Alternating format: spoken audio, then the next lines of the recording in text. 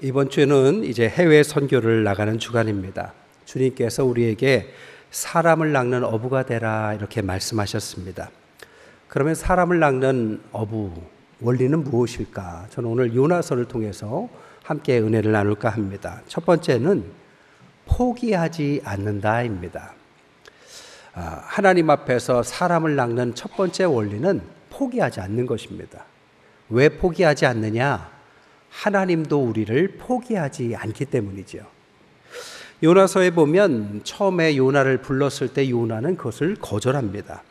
1장 2절에 보니까 너는 일어나 저 큰 성읍 니느웨로 가서 그것을 외쳐라 이렇게 말하는데 요나가 이상하게도 여호와의 얼굴을 피하려고 일어나 다시스로 도망갔다.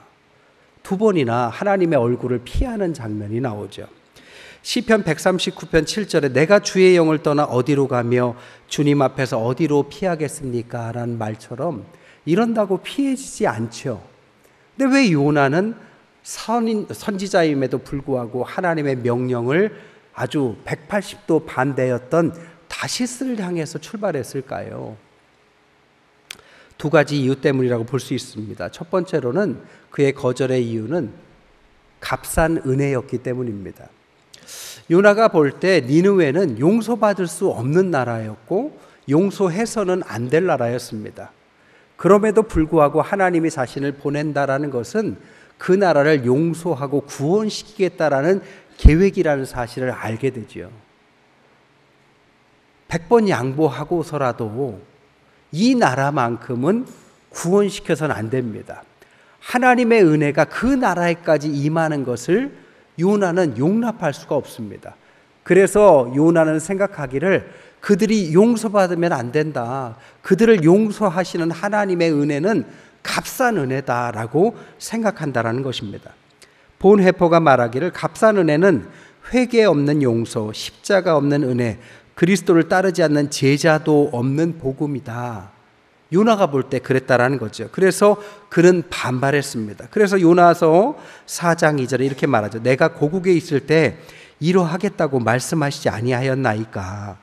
그러므로 내가 빨리 다시스로 도망하는데 이유가 뭐냐? 주께서는 은혜로우시고 자비로우시고 노하기를 더디하시고 인애가 크시고 뜻을 돌이켜 재앙을 내리지 않는 하나님인 줄 내가 알았기 때문에 그 은혜가 그들에게까지 가는 것을 저는 인정 못하겠습니다.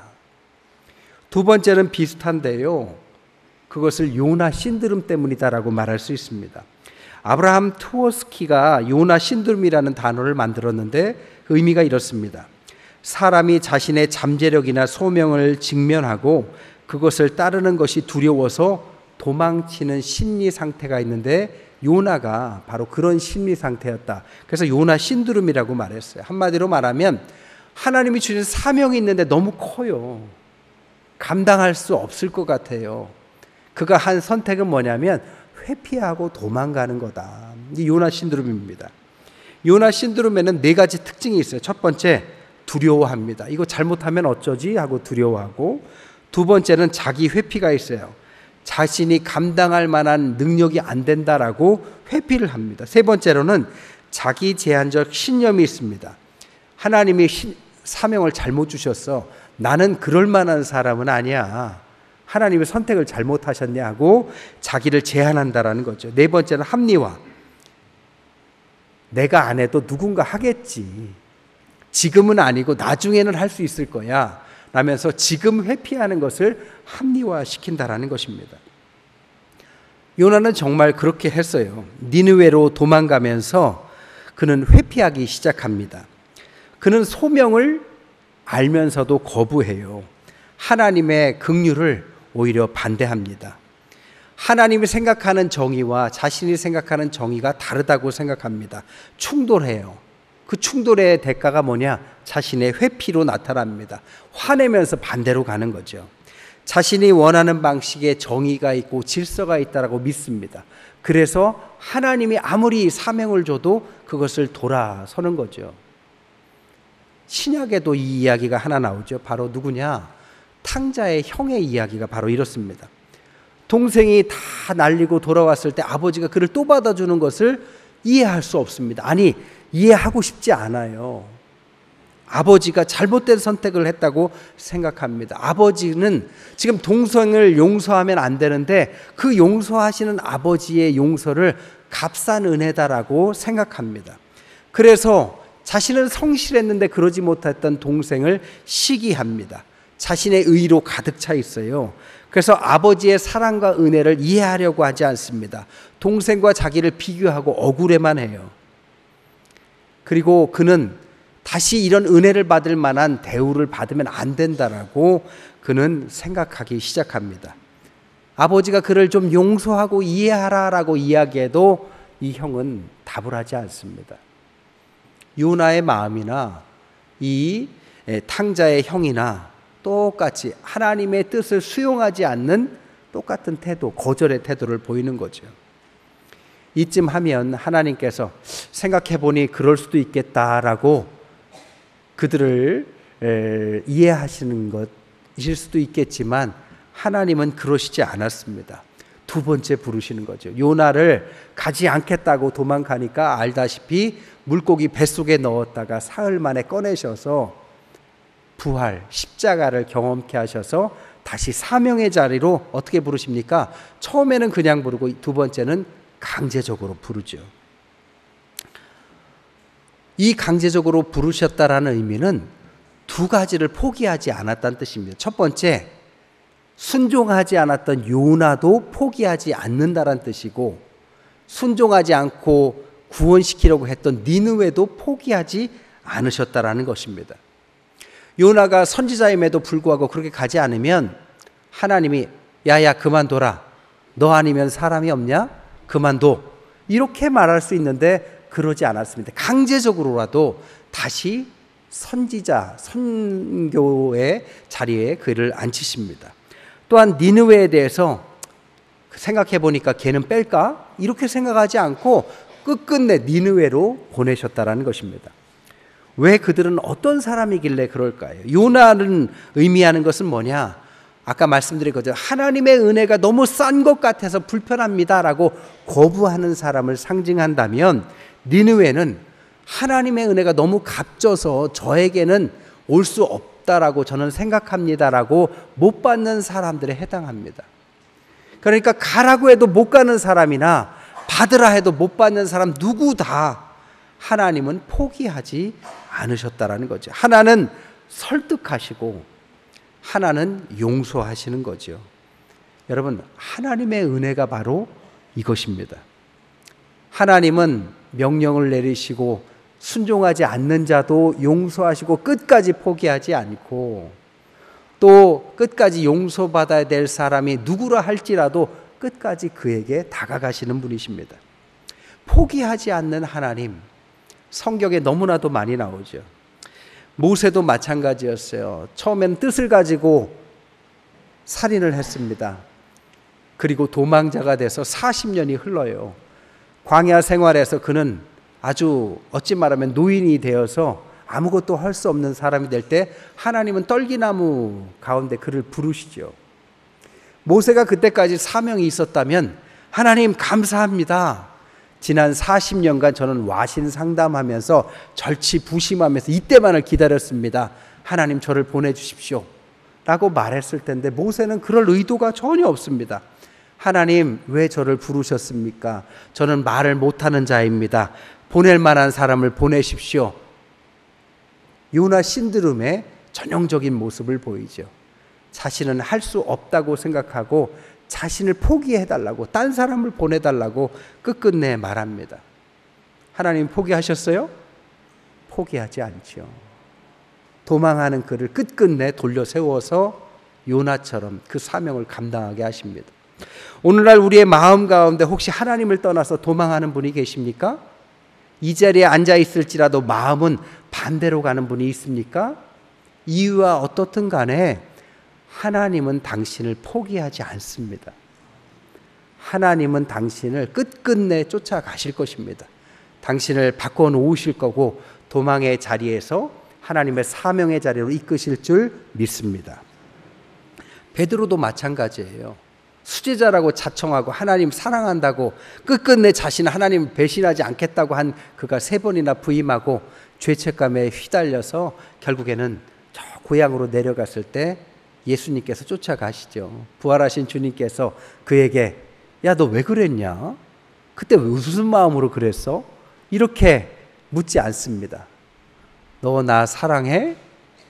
정말 사랑하는 거 맞아? 베드로가 그 당시에 부인은 했지만 사랑하는 마음은 진심이었습니다. 겁이 나서 가지 못한 것뿐이죠. 요나 신드룹처럼 자신은 아직 때가 안 됐고 자신은 부족해서 못한다고 입으로 말했을 뿐 하나님에 대한 사랑은 진심이었습니다. 그때 그를 돌려놓으시죠. 그가 3번 부인했기에 3번 물으시고 다시 사명의 자리로 옮기시죠. 여러분, 우리가 하나님 앞에서 때로는 죄책감에 우리는 실패자다, 낙심의 자리에 서 있다면 예수님 우리에게 묻습니다. 내가 주님의 일을 할 만한 사람이냐라는 기준을 보는 게 아니라 나의 마음의 중심에 나를 사랑하느냐라고 물으시죠. 만약에 우리가 아멘, 주님 아시지 않습니까? 한다면 다른 모든 것들은 주님이 책임지실 줄 믿습니다. 여전히 우리도 부르세요. 모세처럼 자격이 없다고 느끼는 자도 부르셨고, 베드로처럼 실패하고 낙심한 자도 부르셨고, 요나처럼 마음이 하나님과 멀어진 자도 하나님은 포기하시지 않습니다. 왜? 실패보다 하나님의 은혜가 더 크기 때문입니다. 거절보다 더 하나님은 우리에 대한 사랑이 깊기 때문입니다. 우리를 포기하지 않는 분, 그분은 하나님 한 분이십니다. 때로는 가족도 포기할 때가 있어요. 상황이 그를 변질시켜서 지금의 모습을 보면 가족이 또 그에게 희망을 잃을 때가 있습니다. 그럼에도 불구하고 포기하지 않는 분이 계시는데 그게 누구십니까? 바로 하나님 한 분이십니다. 꼭 기억하시길 바랍니다. 두 번째, 포기하지 않는 하나님께서 요나를 불러서 그 땅으로 보내시는데, 이 그 땅으로 보냄받은 요나가 순종은 했지만 사실상 니느웨라는 곳은 생각보다 대단한 곳이었습니다. 제국의 모습을 갖고 있었어요. 니느웨는 성벽의 높이가 기록에 의하면 30m였고 두 성벽을 이었습니다. 이쪽 성벽과 저쪽 성벽을 이어서 도로를 깔아서 아주 두터운 성벽을 만들었는데, 그 성벽 사이에 2대의 마차가 왕복으로 지나갈 만큼의 두꺼운 성벽이 얼마나 있었느냐면 둘레 80km나 이어져 있었다고 합니다. 중간중간에 있었던 보초가서는 종탑만 1500개가 있었다고 해요. 그러니까 얼마나 큰 성읍이었는지 우리가 상상할 수 있었겠죠. 그래서 본문에 보면 뭐라고 합니까? 사흘길을 가서 복음을 전해라. 이 사흘길이 바로 80km에 해당하는 넓이를 지금 말하고 있는 거죠. 그런데 요나는 사흘길은 고사하고 하룻밤 그것을 전하고 말죠. 100만이나 기록되었던 그 당시에 수많은 제국에 해당했던 이 니느웨에 요나가 가서 무슨 말을 전해야 그 나라 사람들이 회개했을까요? 그 나라를 연구하고 그 나라 언어를 배우고 그 나라의 어떤 이해관계와 정치 역학관계를 이해해서 선교사로 준비해서 가야만 그 복음이 전해질까요? 그렇지 않습니다. 하나님은 그에게 5마디만 하라고 하십니다. 5마디가 원어로 뭐냐면 호드, 아르바힘, 욤, 베니네베, 네파케트, 5마디인데 번역하자면 이렇습니다. 40일이 지나면 니느웨가 무너질 거다. 5마디만 전했어요. 그런데 이 5마디에 어떤 일이 일어났느냐? 왕부터 온 민족이 옷을 찢고 회개하기 시작하고 심지어 모든 짐승들에게까지 금식과 회개를 요구하는 일이 일어났다는 겁니다. 성경에 보면 로마서 10장 14절 15절에 보면 그런즉 그들이 믿지 않은 일을 어찌 부르리요? 듣지 못하는 일을 어찌 믿으리요? 전파하는 자가 없이 어찌 들으리요? 보내심을 받지 아니하였으면 어찌 전파하리요? 기록된 바 아름답도다 좋은 소식을 전하는 자들의 발이여함과 같다. 정리하자면 전하는 자가 있어야 들을 것이고 듣는 자가 있어야 믿는 자가 나올 것이고 믿는 자 중에서 하나님의 부르심, 소명을 받는 자가 나오게 된다. 그러니까 너희들이 할 것은 뭐냐? 전하기만 해라. 이런 뜻입니다. 우리가 하는 것은 대단한 것이 아닙니다. 전하기만 하면 돼요. 그 뒤는 하나님께서 책임지십니다. 우리나라에 오셨던 선교사 중에 헐버트라는 선교사가 계세요. 1886년 6월 아주 초창기 선교사로 한국에 오십니다. 한국에 와서 선교를 하시는데 그분이 배경이 좋아요. 아버지는 미들버리대 학장이셨고 어머니는 다트 마운틴대를 설립하신 설립자였습니다. 그러니까 부모가 이런 아주 학식 있고 엘리트였다면 그 자녀였던 이 선교사였던 헐버트도 상당한 수준의 사람이라고 우리가 예측이 가능하죠. 그런데 우리나라를 선교사로 왔어요. 와서 뭘 했느냐? YMCA를 창설했습니다. YMCA를 중심으로 3가지를 했습니다. 교육사업, 학교를 세우고 사람들을 가르치고 계몽사업, 3번째 선교. 그래서 병원도 세우고 학교도 세우고 우리의 무지몽매했던 사람들을 깨우쳐서 미몽에 있던 사람들에게, 이 무속에 빠져 있던 사람들에게 하나님이 어떤 분인지를 가르쳐서 사람들을 깨우는 각성하는 일을 하기 시작했습니다. 근데 그 당시에 1905년에 우리나라의 을사조약이 세워지죠. 일본이 우리의 야욕을 부리기 시작합니다. 그 이면에는 가츠라 테프트 조약이 있었습니다. 미국과 일본이 필리핀과 한국을 나눠서 점령하기를 밀약을 한 내용이죠. 근데 그것도 모르고 이제 한국은 독립을 위해서 노력을 해야 되겠지요. 그래서 고종이 미국의 가장 강대국이었으니까 밀사를 보내기로 작정을 합니다. 1905년에 도대체 누구를 보내야 미국의 대통령을 만날 수 있을까요? 그래서 헐버트라는 선교사에게 이 밀서를 전달하도록 시킵니다. 후에 1907년에는 헤이그에 가서 세계 모든 나라 사람들에게 한국의 독립국을 인정해달라고 밀사를 보내는 이 헤이그 밀사에도 헐버트가 파송됩니다. 한 명의 선교사가 그냥 가는 것 같지만 한 나라의 역사와 관련이 됩니다. 그냥 가는 것 같지만 하나님의 보내심은 특별한 의미가 있는 거죠. 요나를 그냥 보낸 게 아니라 그 나라의 수백만의 사람들을, 짐승들까지 회복시키는 그 매개자로 하나님이 보내신 거죠. 그래서 2번이나 포기하지 않고 그를 보내신 거죠. 여러분, 어떻게 이 아수르, 이 니느웨가 어떻게 그 말 5마디에 그 나라의 왕부터 동물들까지 회개했을까요? 2가지를 생각할 수 있어요. 첫째, 하나님의 말씀의 권위와 성령의 역사하심이 있었을 겁니다. 분명하겠죠. 그러나 또 하나는 역사적으로 보면 그 당시에 니느웨는 자연재해와 흉년, 전염병, 지진이 아주 창궐해서 나라가 아주 힘들었다고 합니다. 그러니까 모든 상황을 하나님께서 다 만들어 놓으신 거죠. 우리가 며칠만 비가 와도 우리나라 지금 충청도, 전라도, 경상도가 쑥대밭이 됐어요. 며칠만 비가 와도. 자연재해라는 게 이렇게 무섭습니다. 그 당시에 오늘날과 같지도 않은 시대에 자연재해가 있었을 때 얼마나 두려웠을까요? 그때에 맞춰서 하나님이 요나를 보내신 거죠. 결국 이것을 통해서 우리가 알 수 있는 것은 뭐냐? 우리가 전하고 상황은 하나님께서 만드신다라는 것입니다. 따라합시다. 우리는 전하고 상황은 하나님께서 만드신다. 때로는 전도할 때 우리가 두려움을 갖죠. 내가 이 말한다고 이 사람이 바뀔까? 내가 이렇게 며칠 간다고 그 나라가 변할까? 그것은 기우죠. 우리가 생각할 필요가 없는 부분입니다. 우리는 성경대로 전하기만 하면 되는 것입니다. 그 사람의 마음을 바꿔놓으시고 상황을 준비시키신 것은 하나님이신 줄 믿습니다.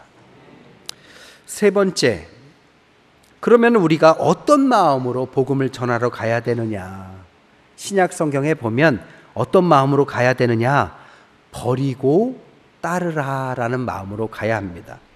예수께서 제자들을 부르실 때 이런 공통된 표현이 있습니다. 마가복음 1장 18절에 그들은 곧 그물을 버려두고 예수를 따르니라. 버리고 따랐다. 마태복음 4장 22절에는 그들이 배와 아버지를 버려두고 예수를 따르니라. 버리고 따랐다. 복음을 전하러 갈 때 그냥 시간이 나서 잠깐 전하는 게 아닙니다. 마음은 어떤 마음이어야 되느냐? 나의 삶의 것을 내려놓고 버리고 주님을 따르겠다라는 마음으로 전한다라는 것입니다. 여러분, 그들은 뭘 버렸습니까? 그물을 버렸어요. 그물이 의미하는 것은 생계수단을 버렸다는 겁니다. 배를 버렸어요. 익숙한 삶의 모든 도구를 버렸다는 것입니다. 아버지를 버렸어요. 가족 관계들까지 다 내려놨습니다. 과거를 버렸어요. 안정과 통제를 다 버리고 하나님 앞에 다 맡겨버렸어요.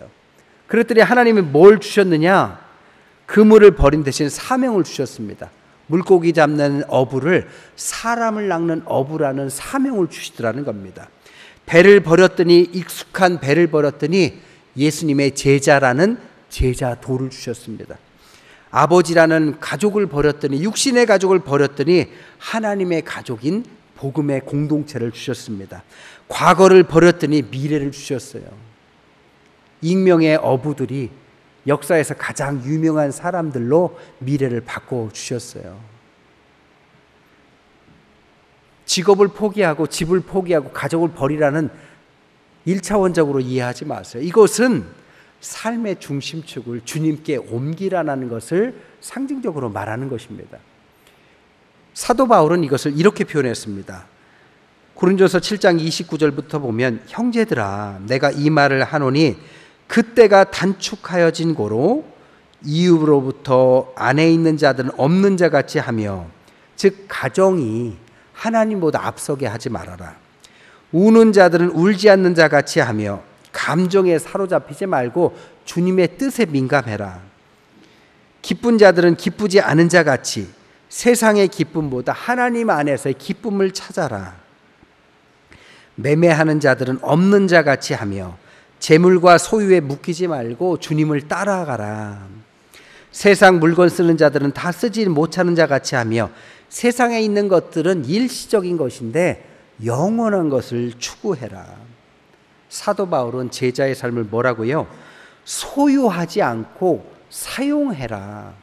버려두란 뜻은 진짜 다 버리라는 의미가 아니라 그것은 하나님께서 잠시 맡기신 것을 도구로 생각하고 하나님께서 그의 뜻 가운데 너희를 보내신 그 목적을 향해서 나아가라, 이런 의미를 가르쳐 주셨다는 것입니다. 말씀을 정리할게요. 여러분, 여러분의 그물은 무엇입니까? 내가 지금 버리고 주님을 따라야 할 그 그물은 무엇입니까? 주님께서 주신 그물은 우리의 삶을 위해서 주셨음에도 불구하고 우리는 뿌리를 너무 깊이 받고 있습니다. 삶이 전부인 것처럼 살고 있습니다. 삶은 필요에 의해서 주신 것입니다. 그것은 말 그대로 생계를 위해서 주신 그물에 지나지 않습니다. 하나님께서는 이제는 이 물고기가 낚는 사람에서 사람을 낚는 어부로 우리를 부르신 그 원래의 목적을 향해서 나아가라고 말씀하고 있는 거죠. 제가 부임하고 2023년도에는 라오스를 같이 갔습니다. 작년에는 베트남을 갔고요. 올해는 캄보디아에 40여 명의 성도들과 함께 갑니다. 많이 가시지만 우리의 전부 성도들을 치면 뭐 많은 건 아니겠죠. 저의 비전이 하나 있다면 여름 시즌이 되면 우리 전 교회 성도들이 좀 이 시즌만이라도 전 선교의 자리로 함께 가기를 원해요. 꼭 해외 그 나라가 아니라도 이제 비가 왔는데 피해가 많잖아요. 그런 곳도 선교의 자리입니다.